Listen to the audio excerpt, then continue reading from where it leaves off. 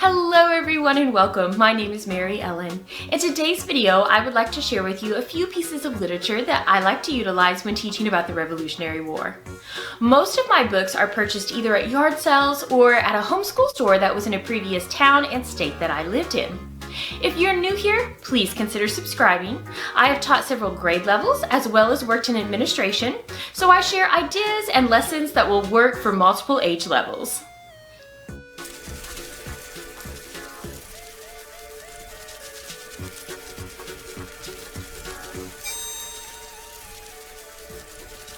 My first book has been well loved by the students over the years. It's a biography, nonfiction book, and comes from Scholastic with the suggested age level of 3rd through 5th grade.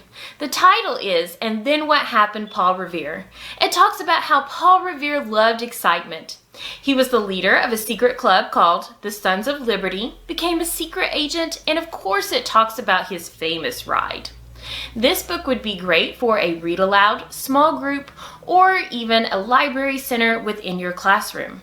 I did want to point out that there is a bad word contained within this book. It's a direct quote from a soldier, but it is something that could be easily skipped. I do have it marked within my copy because it's something that I personally will not read out loud.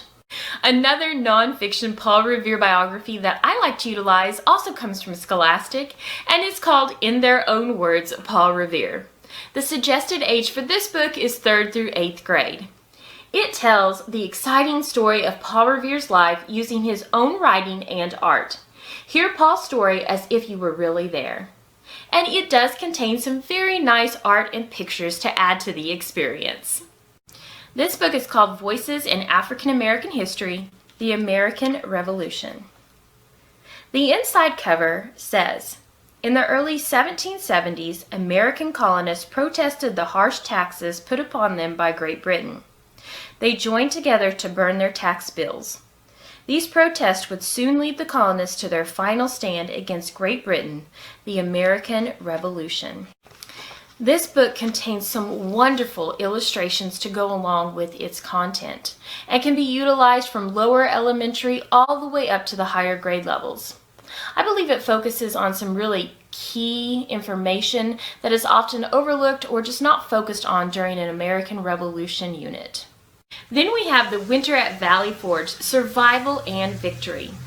This is from The Adventures in Colonial America by Scholastic. It says, ready to take a journey back in time? In the Adventures in Colonial America series, you can explore the world as it once was. Live in a colonial village, build a fort at Jamestown, and fight for independence during the Revolutionary War. These adventures and more await you, featuring finely detailed illustrations and exciting stories. These books bring alive the history of America. My students and I really do enjoy this book. It has some wonderful illustrations that allow the students to visualize the different items that they're talking about, and it's also set up like a journal.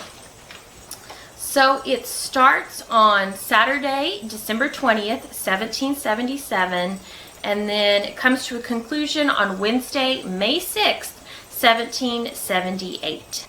Our next book is the 4th of July story, and it asks the children to think about what happened on the 4th of July before we had fireworks and parades, back in the time when the colonists desired freedom and the writing of the Declaration of Independence.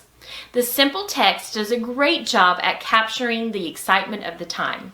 It also contains some bright and colorful illustration to help engage the students. We have 4 more books remaining. Our next one is called A More Perfect Union, The Story of Our Constitution. And I just wanted to do a real quick flip through to show you the length of the text as well as the visuals. I really like the fact that in the back of this book there is additional information about the Constitution. It has summaries of the articles, the signers of the Constitution, tables of dates, and more. The Pledge of Allegiance. This book contains our pledge along with several patriotic pictures. Then at the back of the book there are additional pages with facts about our pledge and the American flag. Along with this book I like to incorporate a couple activities. First, we review this fact sheet, and it just goes over the fact that the flag stands for our land. So we learn what our land is called. Our flag has white stars on a blue background, and it has 1 star for each state. So what state do we live in? Our flag has red and white stripes. How many stripes are on our flag? And our colors are red, white, and blue. And we learn what each color stands for. And then lastly, we will be brave and pure and true. We love our flag and we love to see it wave. Thank you, God, for our flag. The second activity I like to do with this book is a First American Flag activity page. And I got this from a Scholastic I Pledge Allegiance poster. This just goes over some information regarding the American flag, and it has some instructions here regarding what it looked like. And from these instructions, they then decorate the flag. And then the very bottom of the page just wraps everything up by asking them a question. Next, we have a book called America Is. And this book talks about how America is a symbol of freedom. It shares our pledge, our national anthem. It talks about how America is made up of many different individuals. Farmers, teachers, students, people from the city, people from the country. It also talks about how America was originally home to Native Americans, and now people all over the world come to live here in America. Again, it's very short and simple, but it reminds us of the important message that America is a symbol of freedom. This would be a great book for an opening to a writing project on what America means to you. Our last book is Meet Benjamin Franklin, and as you can probably guess, it's about Benjamin Franklin. This book is split into 14 chapters, but it does have large print and is very easy to read. Once we finish the book, I like to show Ben and Me. This is a fiction movie, but it does contain some factual events. So once the movie is over, it leads into some great conversation. And we can even do a Venn diagram comparing fiction to nonfiction. That's it for today's video. I thought that this month would be a great time to review some of these books since we are celebrating the 4th of July. Please don't forget to subscribe to my channel and give my video a thumbs up. Thank you so much for watching. And remember to be proud of your work, productive in your day, and positively joyful.